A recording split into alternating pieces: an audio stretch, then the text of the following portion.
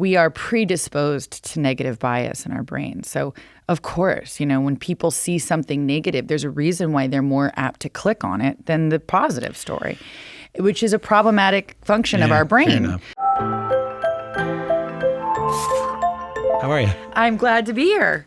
I'm glad to have you. Congrats on this thing. I really loved it. Thanks. Yeah, I'm really enjoying the response. With a movie like this, you never know what it's going to feel like with an audience, and it seems to be hitting it off with an audience. So it's been fun to hear how people have been responding. What got you excited about it? What made you want to do it? I mean, look, this is sort of a throwback type of genre that doesn't really get made often anymore. Actually, I would say it's not really a specific genre, but that's kind of, I guess, what we mean when we say these kinds of movies don't really get the kind of attention like they did in like the 80s or the 90s. Like horror-y, funny, campy? Yeah, like campy kind of. Now I think there's a lot more focus on making films that are a comedy or horror, or it's a specific to the genre. And a lot of streamers and studios get nervous making movies that don't necessarily fit into a particular genre because it's risky. And Max found this script and loved it, and there's a character in it that I play named Zoe, and she's an EGOT winner, which has won basically every award: Emmy, Oscar, Tony, Grammy, and but she owns this company that's like this procedure that makes you sort of look young and feel young for as long as you would like. And she's just this wildly entertaining, seductive character that is always fun to play when you get the opportunities to. So I'm happy you said wildly entertaining and like seductive, because you're right. She's flamboyant and aspirational and empowered and all that stuff. But I read this quote from you one time that said, characters that are larger than life on the page, and this is one of them, don't work as well if they're not grounded or rooted in some purpose for their behavior. Right. There's a great scene in this movie when I don't want to give anything away, so I'll be careful about the things that I say. But there's a great scene in this movie where we're on a white sofa. And I'm working. I'm in this scene with Elizabeth Moss, who's wonderful in this movie, and I explain why it is the way it is. The plight of women is the way it is, and I'm sort of saying to her to basically to toughen up. This is the way of the world, and it was like, it was such a great thing to be able to play, and that is what grounds for me Zoe, right? The concepts of those things are real, right? So she's quite stoic in the way she sees things. Very matter of fact about it all. Yeah, there's a reality to it. I'm trying not to give it away too. Yeah, you can't. Yeah, you can't give it away. But at the same time, in this sort of camp tone, also allows me to just be very wild. I want to know a little bit. I'm curious as to. I want to know if he really loves me. That's do you like that one better than "And I Will Always Love You"? I mean, how can I pick? Come on, because you're here. You're on Canadian radio, and that's what we do. I mean, if I was going to sing a song, it would be "I Will Always Love You." That's a great song. With the Dollies and Whitney's version. I love it. And that big key change in the second verse. It's the best. Get out of here. I mean, come on. It's Whitney. The film that made me think about the pressure put on, I guess, women everywhere, but I would guess in particular in Hollywood and in film and entertainment to stay younger and to look younger, and the great lengths that people go through to do that. You've been in the industry for a very, very long time. I wonder if this film made you reflect on that, on the pressures you've seen being put on people, on the way you've seen Hollywood change, just broadly. Yeah. I've never really thought to, it's such an age-old thing at this point. I'm not so sure. I think it's heightened in Hollywood, but I think those pressures are really everywhere. Yeah. It's not just Hollywood. And then the question is what perpetuates it, right? Like, what perpetuates this thing? that it seems that everybody wants to ask, like, is it hard to age in Hollywood? Is it hard to... Aging is just aging, right? Yeah. It's just, and however you feel about it is a reflection on how you live, I think. Mm-hmm. When it comes to how other people see it, I really think it's like the outward looking in. You know, I think it's more the pressure that's put on people than it is the pressure that you feel. And then how you respond to that is really, again, how you live.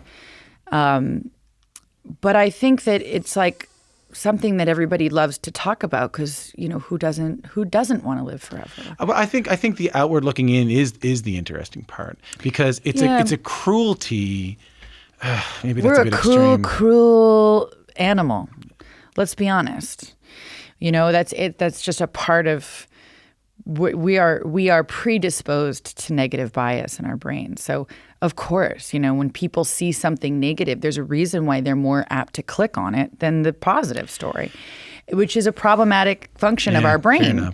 But it is a function of our brain. So, of course, these things get the attention that they are receiving. But I'm sure that's a real thing. I'm sure it's a real thing that studios are like in this movie, they're looking at people and going, hey, you might want to get a little bit of work done. You might want to get a little I don't know about that because I think that actors actually, it's one thing to see it on the carpet, okay? But that's not why we're actors. We're actually actors to actually disappear into different kinds of roles. Mm. If the object was to always be like, I just need to be 28 forever and look as beautiful as the most beautiful person in the world, like then you're not really an actor, are you? You know, so that depends on what line of work you're in, right? For me, that doesn't work well in what I'm trying to achieve as an actor.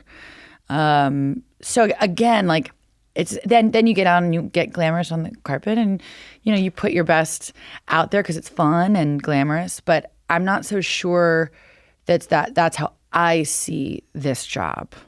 Yeah, I think, can I say it back to you to make sure I understand it? Sure. There exists a pressure on that, like an ephemeral pressure on that is out there that can say you need to look young. There's not a lot of roles for people who are getting older. I've often had actors come on and tell me that there's sort of this like drop-off point between this decade and this decade where you're too young to play old and you're too old to play young. Yeah, there's like a middle ground of like the roles that you play is sort of like you're in the middle ground. Yeah, you're sort of in the middle. And some people will get stuff done. God love them. You know, it's their choice. They'll get stuff done to all power to everyone or anyone who wants to do whatever they want. Exactly. They'll get and let's not judge anybody. I'm not going to judge anybody for that. I think that's the problem. Yeah.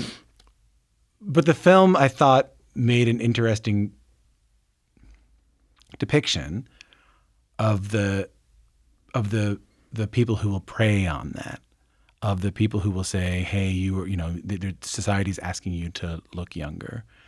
We can make a buck here. And you're saying, hey, as an actor, I don't even think about that. That's not why I got into acting. I have to look a certain way because I wanted to get, I think it's also just a function of your own personal happiness, like how do you feel in your body and your life, and anything that's outside looking in is just someone else is probably not feeling so good about themselves. They're more focused on how someone looks or how they, what they're doing to their face or whatever.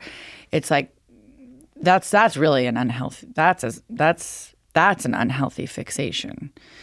But from the inside out, what does your life look like, So it's like, how are we perpetuating these things? It's really a media question, isn't it? Like, what are we perpetuating when we talk about it so much, or when we're focusing on it, or we're criticizing so much, or, everyone has something to say about who did what to their face. Like that in itself is perpetuating this whole thing. That's, there's a focus on it because people want to focus on it for whatever reason, and they want to blame this person because they did this, or they want to blame that person because they did that. Yeah. At the end of the day, when it comes to, how you see yourself or beauty, it's how I grew up. It's like, it's an inside out job, always.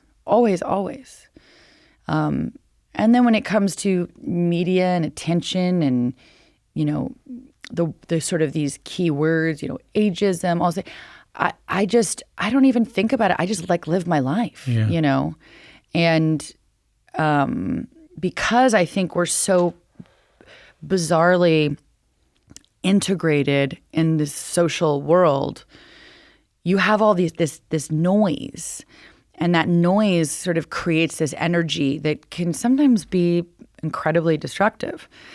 And so the hope is that you just shut the noise off and enjoy your life and do whatever the fuck you want. If I'm allowed to say that. Yeah, go on, you can do whatever you want. How'd you figure that out? You said you were kind of raised like that? I was raised understanding because of their experience how it's sort of not real. Anything that anybody's projecting onto you is just like a function of this machine, the media machine. And it's a very powerful thing. But as long as you're a good person and you have a solid life and you've got other interests and things you love just as much as acting, you're going to maintain a sense of self and happiness. It's not going to affect you as much, So I think that's where I think that's the everyone always asks, like, oh, is your parents, advice or this or that. At this point, I'm old enough to be like, I can't believe I'm still answering this question. But the one thing in reflection, I can say growing up, that when you're in the inside looking out at this and watching it with someone else that you love and have a very seemingly what you think is a normal life, you enter the sphere very differently. You're sort of like, I know that this is here today or gone tomorrow. One day it's the greatest thing. The next day you're like, oh, what's next? And like, if you feed into that and need that as the validation of your life and your art, and you need it, it's going to make you miserable. So I knew that immediately. When did you know that the doing of it felt good? When did you know that the acting of it felt good and the performing of it felt good? I mean, I could be performing for nobody. It's like singing. I could sit at that piano all by myself and have one person in here and be like the happiest person on the planet. Was that a kid thing you did? Like, were you like that as a kid? Always, yeah. There was never a question that I wanted to be on stage. So like for me, that's just, it was like when people, I probably even before I knew what my parents really did or my father did, like I had no question that performing and the arts and the creative space, any creative space that had performance, a sort of a body of performing, wasn't going to be what I wanted to do for a living. How did the reality of wanting to be a performer match up with the lived truth of wanting to perform? Okay, say that again. How did wanting to be a performer, like as a job, which is very different than wanting to perform as a vocation, how did that match up? You know what I mean? I never thought that it would ever not exist. You always thought, oh, I'll just do this is what I'll do? It was like in my mind, it didn't matter where it was. I had other things that I loved. I love clothes. I love fashion. I thought like, oh, I could always be a fashion designer. I loved makeup. I'd love to be a makeup artist. Like there's a million things that I love. And you know what? I still think like, oh, I could just do this one day or that. And because I enjoy the different things that life has to offer. But in my mind, I was a performer from when I was like my daughter's age. I can see it in her. You can see it in certain kids.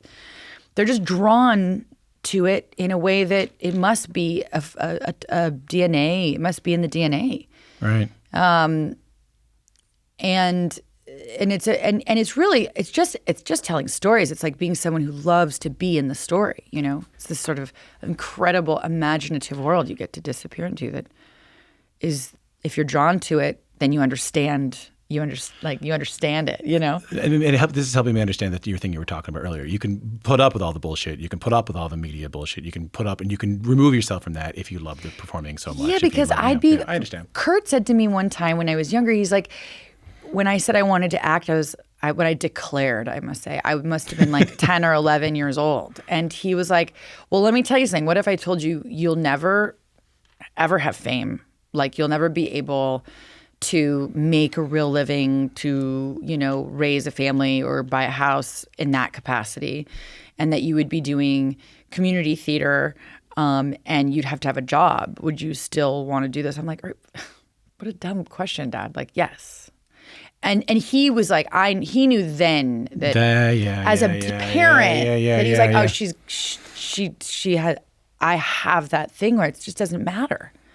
I understand that fully. That's beautiful. I could ask. I want to keep going on about that, but I'm and I think cautious it's of our time. But I do think it's a weird thing for people to understand unless they have it, because it is a weird world. It's weird. Like it's crazy what we do for. Let's talk about this movie, for instance. The things we're doing in this movie.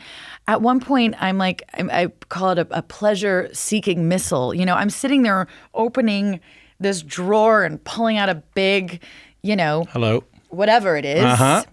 And and I'm sitting there going like, oh my God, this is what we do. It's so wild what we do. It's so insane. You know, I'm no spoiler, but towards the end of the movie, people will see like actually shooting these sequences is so crazy and it's so much fun and it's so great. And when you love it, it's just like you just get it. That and anyone else who loves it understands what that feels like, I love this. I love talking to you about performing. I don't get this way very often because I've been doing this for a long time. Yeah. When I talk about that, I was talking to people for school before I did this or anything. Were you you were always doing this? I did a folklore degree, so I traveled around like rural places, like with microphones, talking to people about. Oh my so God, I didn't come from like arts journalism. I came from like talking to like old fishermen about their songs and stuff like that. So I was doing that when I was like 18. Yeah, it's pretty good. I enjoyed it. Those are probably some really great songs. They're pretty amazing songs. Yeah. But I'm still a little flummoxed because I got the oh no, the Almost Famous thing was really big for me. I know, but I know we're good. We're good though. I'll make sure we have more time. I have the Almost Famous thing was really big for me. I was like 14 or 13 when I saw that, and I remember going, I either want to be on stage or I want to be the dude with the microphone. I ended up actually kind of doing both, which is pretty good. Yeah. But I've read an interesting story about you. I wanted to ask you about it. Okay. That movie, which to me is canonical as one of the great movies, one of the great posters, one of the great moments. We were just talking about it before you came in. Was sort of on the ropes for a really long time. It didn't look like it was going to get made, and you sort of had this dedication to it, even when it was getting greenlit and canceled and greenlit and canceled. Can you tell me that story? Well, I was cast as the sister. As William's sister, so the Zooey Deschanel role part was what I was originally cast in, and I forget what movie it was that like there was one of those like of that time early aught kind of whether it was like 10 Things I Hate About You, like something like that. Yeah. Not How to Lose a Guy in 10 Days, but like there was a couple movies that were sort of floating that I could have done, and I just for me it was always like what are the stories I want to tell and why. And this was like, I had an opportunity to work with Cameron Crowe, who's one of my favorite filmmakers of all time. I would literally have not done anything else but like one line for him, and I'd wait it out because I couldn't believe that I had an opportunity to be in one of my favorite filmmaker and writers like personal story. Yeah. Something he knows the most about. I was like, this is a dream. And music has always been my life. And so I was like, yeah, I'm not going anywhere. I remember he called me. He's like, will you please just stay with it? And I was like, of course. Are you crazy? I'm here. I'm not going anywhere. And I was like, but please, I would love to audition for Penny Lane if it's open. He's like, but you're the sister. I'm like, I know, but I really want to audition for Penny Lane. So he let me, and then I auditioned like a ton more. I kept coming back, and finally I was like, do you really want me to come back again? What's going on? And then I'll never forget when I got the phone call that he wanted me as Penny Lane. It was like this moment of like, I just knew it was the beginning of the rest of my life. And it really did change things, hey? Oh, that movie changed my life. He changed my life in so many ways, from the movie to just the exploration of music that I'd never heard, and immersing myself in music and in a way that felt really honest to me. And even though, when we were in rock school, I was like, I really got to sit on the sofa. Shouldn't I be up there? But no, Penny Lane's she was a creator, a muse, She held space for them, and it was amazing. And then it totally changed my life. Very young. I want to talk about your own getting off the couch and into rock school yourself in just a minute. But I want to speaking about characters that resonate. I just want to play you this. Take a listen to this. Oh. And other girls dream that they'd be Ben's partner. They'd be Ben's partner. Man. What you got in the box? Yeah. Oh. It's a baby fern. Really? Oh, yeah? Just like our relationship. A helpless little baby in need of tender, loving care. That's How to Lose a Guy in 10 Days from 2003. The love fern. I love that love fern. Someone asked me once, like, do you think the love fern is still alive? Oh, that's just a sad question. I was like, that's a great. I love that. That's a very sad question to me. I loved it. I was like, I don't know. I sometimes try to think about where we are and like where would we be now? And it could go so many different directions. Yeah. They bring in people to help old fisherman song Tom out understand new things. Yeah. So they move me away from my shanties, and good. they come into the office sometimes and they tell me things. And one of the things that they tell me is that scene has blown up on TikTok. Oh yes. Did you know that? Yeah, it kind of went viral, and it was fun because it then created this whole new generation of young girls who were watching How to Lose a Guy in 10 Days, like 13-year-olds. That would walk up to me at like a mall when I'm with my kids, and they'd be like, and I would think they were going to say something like, especially at the time, like, because Glass Onion was just out. And I remember going, oh, they must have seen, you know, it's so cute. And then they're like, How to Lose a Guy. I'm like, oh my God, you're watching it. It's so great. I heard a story about you had to talk to Carly Simon about that, or you did talk to Carly Simon about that. What's the story there? I spoke to Carly about, you know, I was basically thanking her for allowing us to. Did you know her before? Did you? No.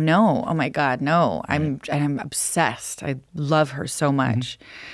I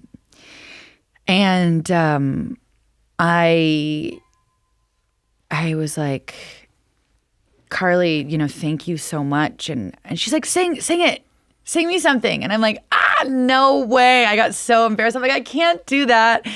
I can't ever. And she's like, oh, God. And I remember her saying one thing. She goes, you know, I really write songs that are hard for even me to sing. You know, it's like, and she does. Like, I went back and I started singing all her songs. I started just for fun. I was thinking of covers and stuff. And she's an amazing, her songwriting is amazing, but she writes very kind of like, right in like an interesting range, you know, Carly's songs hit. So they're not the easiest songs to sing. So you didn't have to get her blessing or anything like that. She was on board. You just wanted to thank her and all that stuff. Well, that was part of, you know, hoping that we would get her blessing is we called and we were like, we would love this. And she was so game. She was great. And then I get people all the time asking like, you should cover You're So Vain. I was like, I will never, the only way I will sing that song is if she sang it with me. I couldn't, you know what I mean? Yeah. It's just, she's the best. What made you want to start making music of your own? Well, I've always made music and I just never shared any of it because I was too scared. Scared of what? To me, it's like the most honest, creative expression that I have. That doesn't mean like, I think it's being an actor, you kind of are incredibly vulnerable but you always have this ability to hide behind someone else's words or someone else's vision, unless of course you're directing or producing. But there's something about writing your own music and putting it out into the world and hoping that it's received warmly, you know, or at least like gently. Yeah. And it's like any other art form, it's always going to be highly critical. And so you're really, really putting yourself out there. For me, it would be, there's a couple versions of it. It's that, but also at the same time, when I was younger, I was sort of like we were talking about, I became known very young and very quickly in a very big way. So I went from high school to Almost Famous, a couple movies to Almost Famous to like being nominated at 21. So and then I sort of, my life just took off. Music, there's no way I would have started music, when my career was going in that direction at that moment. And then I met Chris, and we had this wildly amazing love for each other. We're on the road all the time. We were like Velcro, never left each other's side. So it was like this really wonderful balance. I had my hit of music, and at the same time I was building my career as an actor.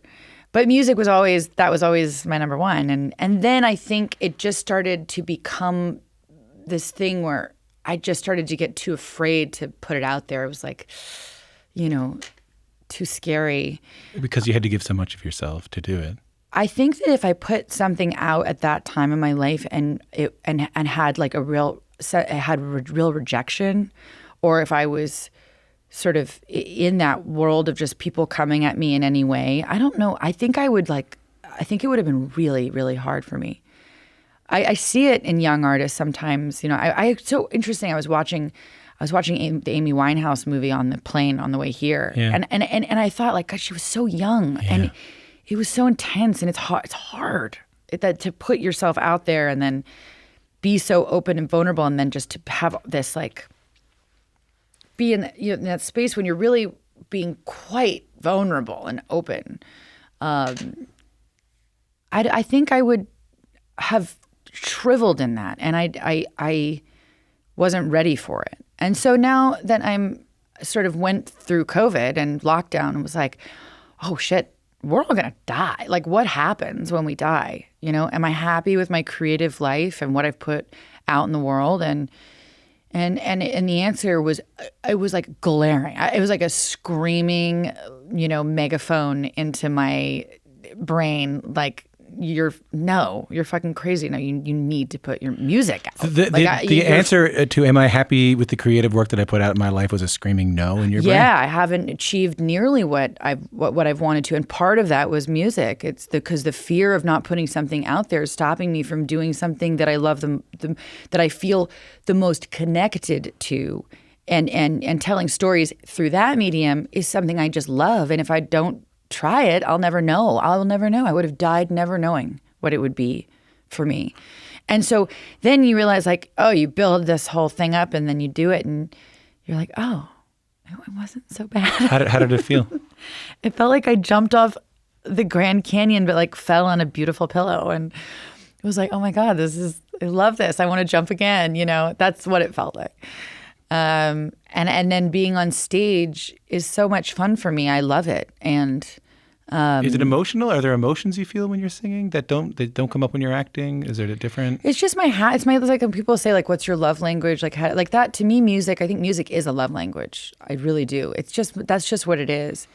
I think what I feel so lucky about this musical time for me, or putting this out, is because I feel so lucky. I didn't have to have an expectation of what it was going to bring me, like, in terms of needing to have a career as a, or livelihood, or survive my family and make it as a musician. It's hard. It's, the life of a musician it's a grind. Like, I've lived it, and I know it, and with my partner. Yeah. Partners. Yeah. But it's a real grind. So I didn't have that kind of, expectation. I was able to just really purely write and hope that there was a life in it. So that's a much different approach. Yeah. Okay, I'll say this. I loved seeing you in this film, and I felt like I hadn't seen you in a while. I saw you in Glass Onion, but I felt like I hadn't seen you in a role like this. I just really enjoyed watching you in a comedic role. I also enjoyed watching you be really funny in this thing. I really got a kick out of it. And I think about you in the pandemic with this voice screaming into your head. Am I happy with creatively what I put out? And the answer is no, I'm not. There needs to be more. And you said, one of the things I wanted to do was make music, and you did. And you made beautiful music. Sounds like you're making more of it. Is that coming into the? And I've also read interviews with you. This is why I'm a bit stumped. Where I read an interview with you researching for this, where you said something like, "It's weird when you become bigger than the roles. Like, as an actor, you can become bigger than the movies." Did I read that right? Something like that. or when people like when that becomes what kind of stops you from being able to play or be cast as like a role like Zoe. Yeah, because Right. you're Kate Hudson. Right. Yeah, because Chloe Sevigny said something like that to me. She said people are unable to project on you at that point, you know? Yeah, that's interesting. Yeah. So is this impacting is that revelation of, hey, I need to do more, impacting your acting choices going forward, you know? Well, something happened when I started, when I was in it with my kids. I think the biggest thing for me was that I had Ryder very young, was able to work and juggle that. But then when I had 2, it was like I had to be home. Yeah. And so my life took a turn. I was like, how am I going to work and be creative and try something new? New for me is really important just as a survival tool. I just get bored. So have my kids, have 2. I'm a mom. I want to be home with my kids. What that means is like a 9-to-5 job is just not the creative job. You know what I mean? Like you wake up at 4:30 in the morning and you don't know when you're coming home. Yeah. So it's sort of like not great for when kids are in school. Yeah. I want to be present. It wasn't a sacrifice for me. It was just what I wanted to do. So I decided to lean into business, to look into creating something that could allow me to be home more.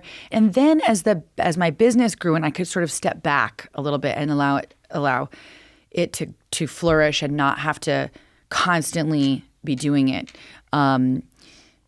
I started to really want to focus in on my creative life because I was missing it. And as my kids got a little bit older, it was like, oh, I can actually be gone for a little bit. I can not see my kids for 2 weeks and it's going to be fine and they're going to be fine. And I need to now go back to fulfilling the thing that I love really the most, which is not to say that business is incredibly creative, which is a whole other time to talk about something. But my love is performing. So, I couldn't, that's what I had to sort of focus in on. COVID happens. It's like I was just starting to get my feet going again. I did this movie with Sia called Music. I was actually nominated for a Golden Globe for it. I was very exciting. And then we were in lockdown. Like it was just like we were locked down. And that's when I was like, oh, is this are we going to die? Like what's happening? And that started me to think about what is art and, all that shit. What is art? What does it mean? What does it mean for me? Who am I doing it for? What is it? What is life? Yeah, no, I'm with you. And that's just music. It was just like, I gotta incorporate that into my life because it's just so huge. Even with film, like I have so many things with music I want to do with film. So it's also that it's bigger for me than just performing music or singing. It's writing. I love it. So that's what it was. And then I thought, well, you only have one time to make your first album, and I just wanted it to feel as like honest and authentic and open and I don't know, real as it could. And I spent years on it. So I spent 2.5 years making it, and then I was like, oh, wow, like that was it's the most vulnerable thing you could do is when you release an album that is really like you. It's not like Virgin was so amazing. There was nothing. Virgin Records was like, we want you to do exactly what you want to do. And it was so wonderful. And I felt like I had such great support and then it's been received so lovingly. And so it feels good, I'm getting the get the hell out of here note, but wrap it up. But I'll tell you this before we go. I think one thing I was thinking about when I was doing all this research for you, and I was thinking back to all the things I've watched when you were in, and I was thinking about Almost Famous and how sort of life-changing that was for me, and then watching this, is that there's a real sense of joy in everything that you do.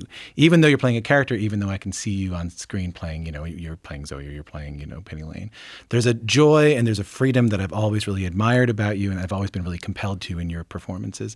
And when you listen to the music, I think it's there too. And I think from talking to you today, I understand it a little bit more. That it's been there from the very beginning and you're just trying to get it out. It's impressive. Thank you. It's very so much. cool. I love life. I really do. I can tell, man. I can tell. And I choose to do that. It's like I wish I could sometimes I wish everybody felt that way sometimes. Cause, Yeah. Because this is it. That's all we got. Fair enough. Lovely to meet you. Yeah, so nice to meet you. Thank you for this lovely conversation. Thanks for doing this.